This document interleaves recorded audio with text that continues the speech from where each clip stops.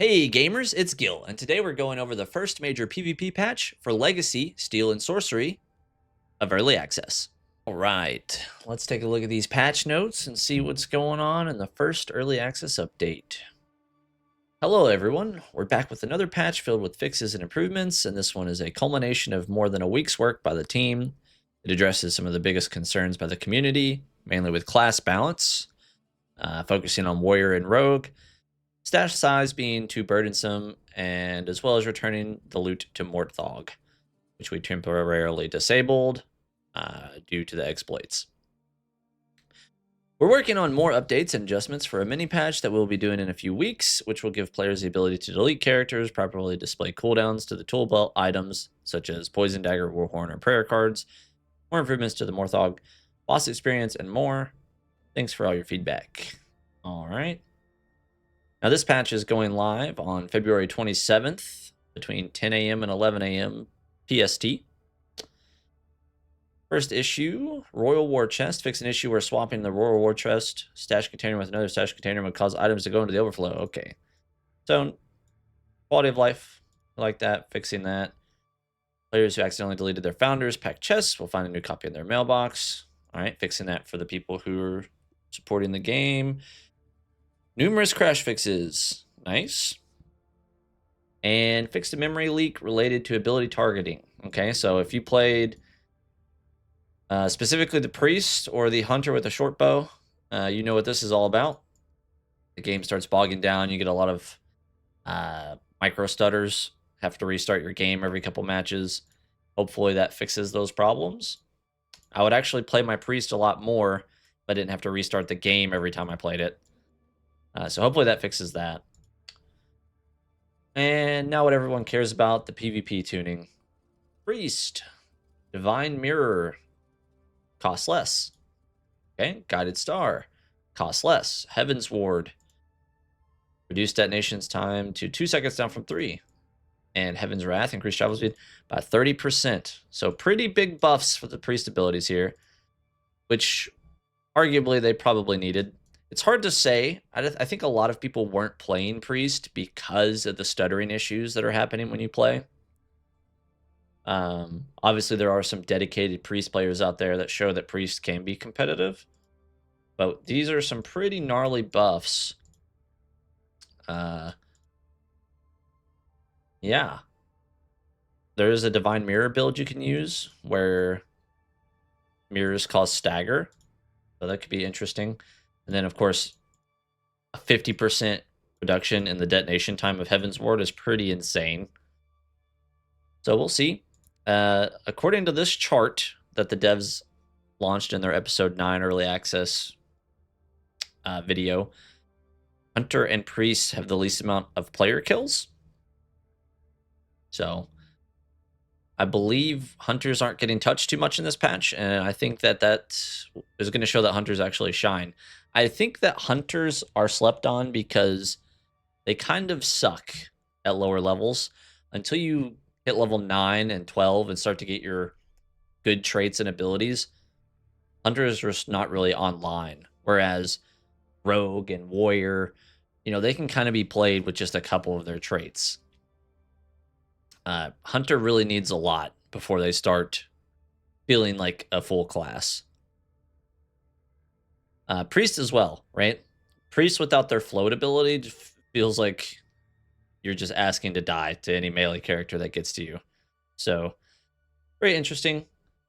Weapons, Sword and Buckler. Evade attack now has action and action cancel and combo windows. Combos into the final normal attack. Sprint attack now staggers. Okay, so buffs for priests that wear the Sword and Buckler, which was already the superior PvP weapon, I believe. At least it's considered. I haven't played a lot of Sword and Buckler priests, so I'm not sure. But guess we'll see. I haven't came across a priest using it, and I was afraid of them. But we will find out. Glowing Sanctum Staff, energy granted reduced to 5 per hit, down from 10. I believe this was used more for PvE than anything else. We'll see.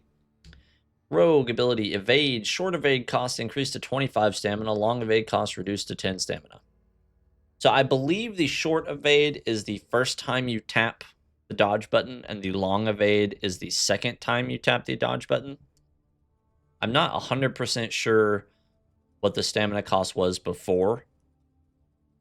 But we can look here and see that base stamina of 100. So you could dodge 4 times right now before you run out of stamina.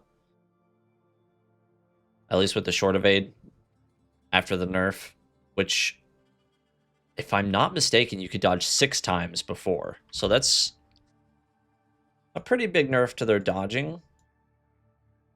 And then obviously, if you commit to the second dodge, they're taking a bit away from that. So that's, remains to be seen what kind of effect that's going to have. I think that's a pretty solid nerf to their dodging, though. Phantom Dagger, cooldown after teleporting increased to 12 seconds. Projectile speed reduced.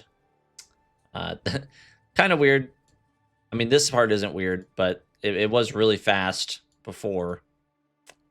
And this total distance is nerfed. Ooh, they are gutting Phantom Dagger. 12 seconds. That one's fine. It shouldn't have been able to be spammed in the first place. Projectile speed, 10%. It was already dodgeable if you were watching for it. So I think it's going to be about the same. If people are watching to dodge, they're still going to be able to dodge it. If they're not, it's still going to hit. Projectile distance. Now, this is a big one because that is a massive nerf to the distance. Rogues, you're going to have to get a little bit closer. You have to get a little closer to those warriors when you're trying to tag them. And the energy cost is increased to 50, up from 40. Duration of the tag reduced by 50%. The 10 seconds down from 15. That's a wild nerf. Max teleport distance reduced to 30, down from 40. That probably needed that. There were plenty of times I'd tag a hunter. Hunter would jump into their cyclone, fly away, and then I would just come to them later. Reduced block damage to 1, down from 2. That's fine. I didn't even know it did 2 block damage before, because usually if you're throwing your Phantom Dagger, it's not to break the block.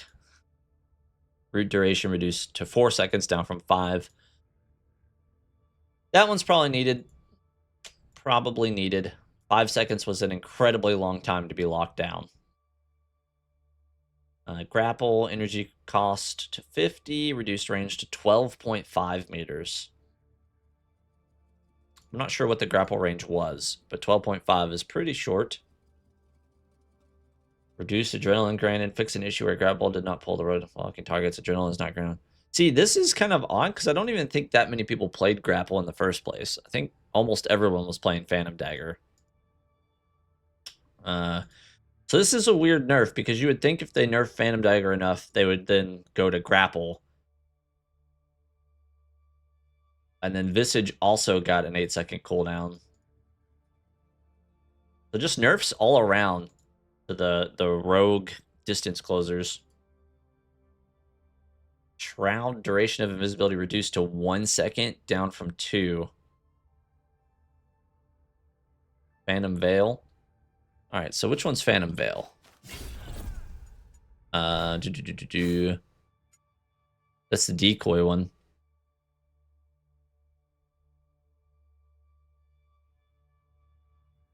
Pretty big rogue nerfs all around here.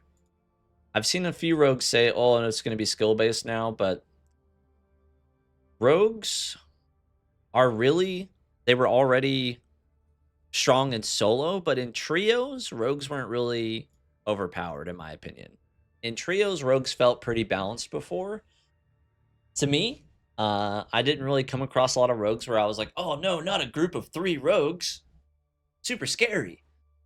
Now in solos, sure, I think the biggest egregious in solos was that a rogue with daggers, tags you out of the blue with a Phantom Dagger, pops on you, stuns you, hits you with his daggers, disappears, waits the couple seconds till his stuns back up, comes back, stuns you again, and then kills you. Basically doing rogue shenanigans. It's hard to balance rogues for solo play without making them completely useless in trios. So it's going to be interesting on how this all works out. Weapons, dagger reduced backstab by 5% at the second and third charge levels. Fixed an issue where Chief Shot was doing 20 points of resilience damage instead of 30.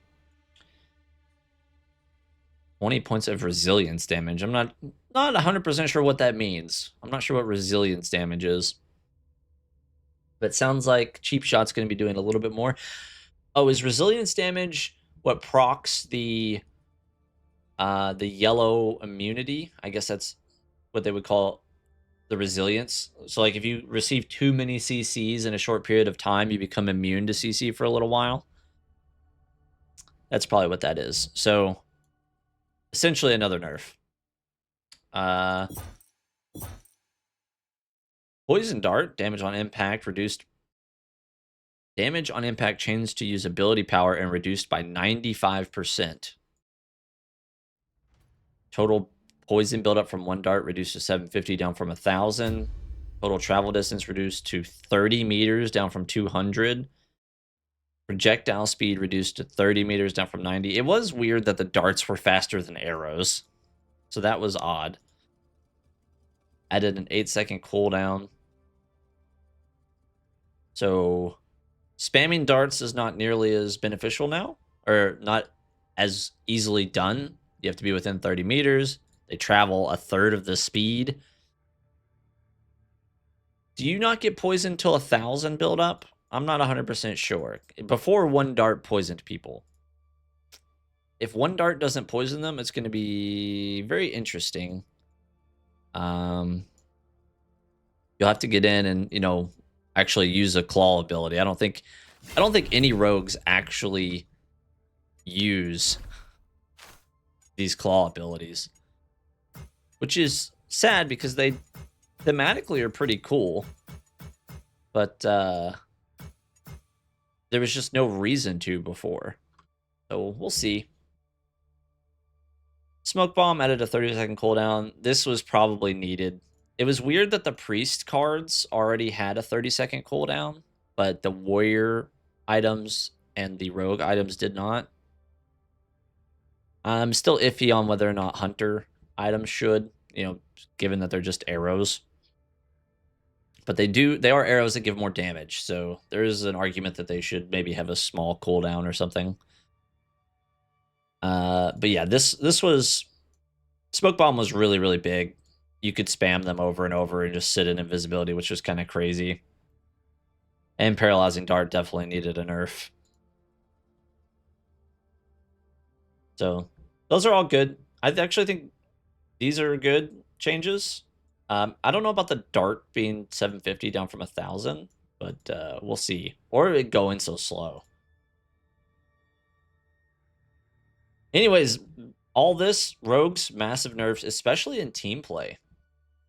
Solos, I don't think it's going to make a huge difference. They're still going to be able to do what they were doing before.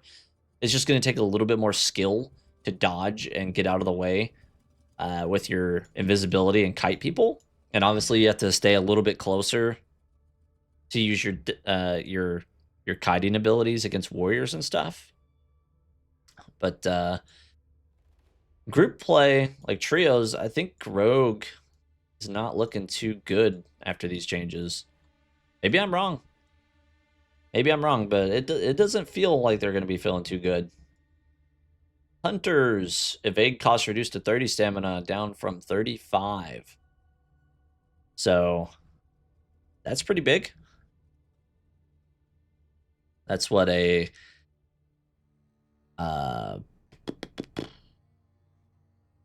20, I don't know. Math's hard. That's a pretty sizable buff to their evade, reducing the stamina there. Explosive Seed no longer deals a knockdown, but instead a large stagger. That's fine. Stagger, knockdown, whatever. It does its job. Shock Beetle. An fix that caused Beetle to have blocking collision. Yeah, you could see that every now and then. It was very weird. And then the battle health increased to 100 up from 2. This one's an odd one because 100 HP doesn't really do much compared to 2 HP. A lot of abilities will still one-shot it. I mean, like a left click from a dagger rogue won't necessarily one-shot it now if it taps it, but that's, I don't know. That seems like it could have been a little bit more of an HP buff or just make them immune. I don't know.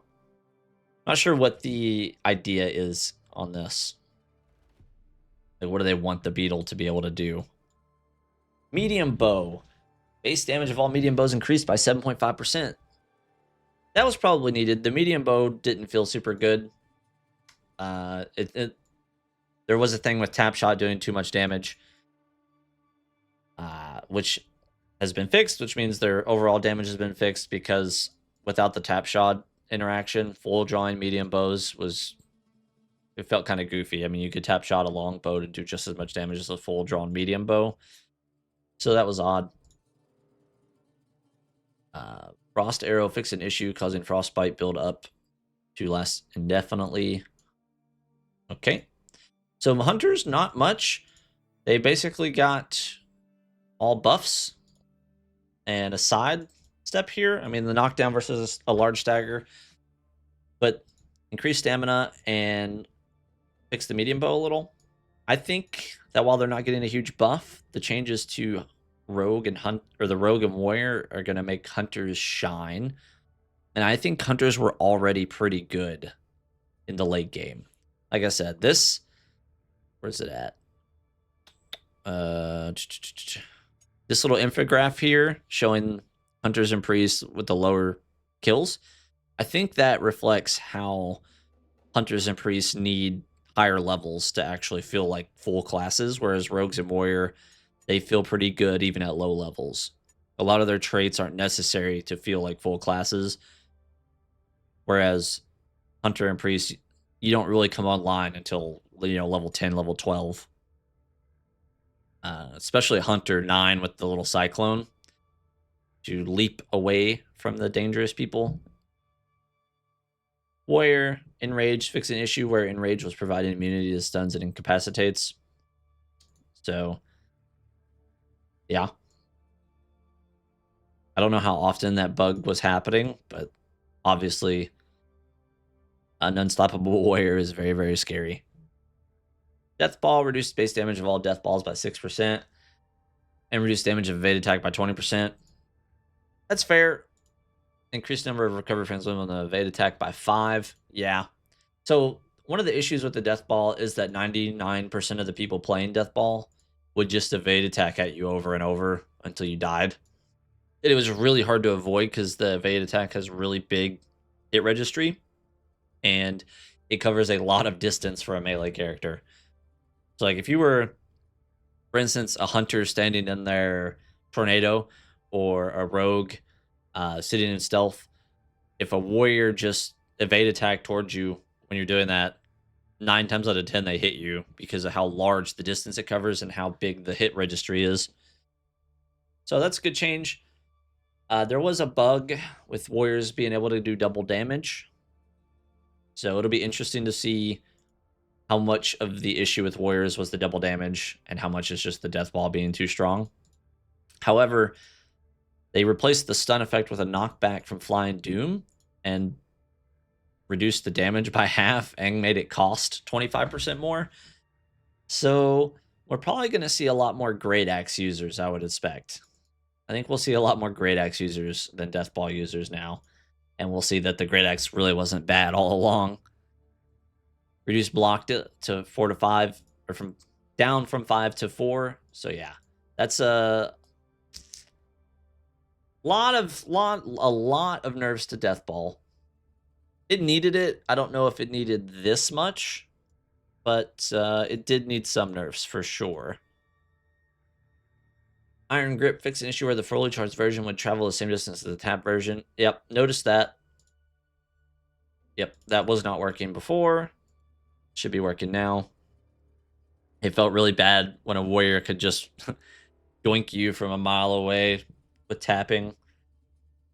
Rampage reduced movement translation by 20%, reduced damage by 10%, increased the cost by 25%. Rampage was pretty much the go-to ability. I was actually using... Oh, where's it at?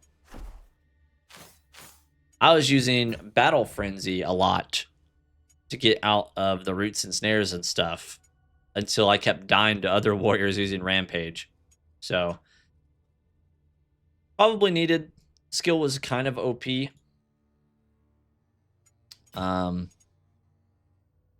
still become unstoppable while you're enraged during this effect. So, I'm not sure if the new unstoppable, because they said that enraged was providing immunity to stuns and incapacitates. I don't know if they want unstoppable to mean that you can be stunned, incapacitated, or if during the rampage, like this version of the enrage, you're not stunnable. It would feel kind of weird if you spent all of your rage to get stunned and then lose the entire ability. But we'll see where they're going. Battle Frenzy reduced enrage duration to 2 seconds down from 2.5, so a 20% nerf there. Like I said, probably needed there. Battle Frenzy was already behind Rampage, but with the new change to Rampage, more people might play this to get out of the roots and stuns and stuff, or the roots and incapacitates. Weapons, spear damage reduced by 20%. Probably needed. I've seen plenty of clips of warriors just killing people by chasing them and throwing spears at them over and over. Kind of odd that a spear throw did more than a tapped longbow shot. Besides, I mean, you're not... The intended use of spear wasn't to deal damage anyways. So that seems fine. 8-second cooldown, so it's on par with the rogue dart. It's fair. Warhorn added a 30-second cooldown. So this is where things get tricky, right? Warriors already had issues with rage generation, and then the Warhorn is what fixed that. And I don't know that most people understand how important the Warhorns are to warriors being super strong. Because the Warhorn is what lets you start a fight with 2 abilities instead of 1, right? Because normally you could just charge in and then you have no rage, so you're just stuck there auto attacking or blocking to gain rage. The Warhorn would allow you to, to charge in and then either grip or rampage or, use your death ball, something like that. So it's going to be interesting to see how this plays out in the meta now. Another death ball nerf, crit chance reduction on the that weapon. Now this is a big one. Brigadine's chest, rage generated from 20 per hit down to 2% of damage dealt. So if your left click hits for 200 damage, then 1% of 200 is 2, 2% of 200 is 4. So think of this as getting like 4 to 5 rage per hit down from 20. It's a pretty significant nerf to this chest. I don't know how many people will still play this chest, but that goes even more to how much rage, like the rage generations that Warrior is going to have with the nerf to Warhorn and then the nerf to this chest. And then, of course, Death Ball doesn't stun anymore. So it's going to be interesting to see how Warriors fare. There's still going to be the mongrels that can charge in and left click spam you to death. So we'll see. Executioner's chest plate now stacks to a maximum of 5. Now, I believe that was the... I think that's the chest plate that lets you get more HP with ears, right? Yeah. Your health is slightly increased for each freshly cut ear you obtain. So that one might actually become significantly better than the Bone Crackers Brigadande. It was already up in the air because a lot of people were playing the ear game anyways, just to have more HP. So with the rage being basically negligible, this could be a pretty big difference. Thank you for adding rage on hit to both Heroic Leap and Charge. I like playing Heroic Leap. I think it's funner to play than Charge. and it was really annoying to have a lot of the warrior items not give you rage with heroic leap, kind of like forcing you to play charge. So super nice there. Big fan of that. Items and loot. The giant skull can be now found more often. Okay, makes sense. It's just a green item, and it was kind of on the par with scissors early game. It was really hard to find 5 of them to upgrade your, I believe, build your ossuary. So that's nice. Treasure rooms loot has been improved. That also feels good because it felt awful finding a rare key to go to a treasure room to not want anything in there. So hopefully those keys have a little bit more meaning now and will feel better when you get them. Morthog's loot has been re-enabled. I believe that ties into the world and world experience. Updated the lair of Morthog portal to now be a door that closes after the encounter has started. So I guess once you go in, other players can't come in and mess with you. And then you can't leave until the boss is dead. Blocked off a path that allowed players to leave the map behind the graveyard. Yeah, I fell in that hole. It was not fun. Some collisions, some volume stuff, some lighting. They didn't say what all they did to the experience, but it does say that they plan on doing more to fix Morthog. So I guess we have to wait and see. But for now, you can still go in and get your loot. It doesn't say if they fixed any of the glitches that people were doing to abuse farming him. So I guess we'll find out. Combat and AI. Monsters will now attempt to attack when players are just outside their attack range. Fix the ogre in the goblin camp from being able to walk up the ramp to attack players. Okay, this, yeah, because the ogre in the goblin camp was just free loot. You could stand at the top of the ramp and any range class could just murder him. You can still do that with the one down south by Morthog's Lair. So they didn't mention fixing that. We'll have to see. Fix an issue where bartering with the goblin would grant XP to the tailor. Well, that's funny. My tailor is by far the most leveled vendor I have. UI and inventory updated the base stash tab count to 4. A lot of people felt like they didn't have enough space, so that's nice. One more stash tab will definitely ease the burden of how much we have. Fixed an issue where players could auto-run while downed or dead. Well, I never saw that, but that's very interesting. And fixed an issue where the ossuary could fail to reset if a player logs in between 11 and 12 p.m. on Tuesdays. Okay. So ossuary fixes. Added sound cues for when an ability fails to activate due to being on cooldown. All right. So the big takeaway of the patch is that before, most player kills were rogues and warriors, and then hunter priest were together at the bottom. Big changes here to both rogues and warriors. I think rogues are still fine in solos. They won't be as brain dead. You'll actually need to play your class well. But I do think that rogues are going to suffer in trios. I think this is going to feel pretty bad in trios.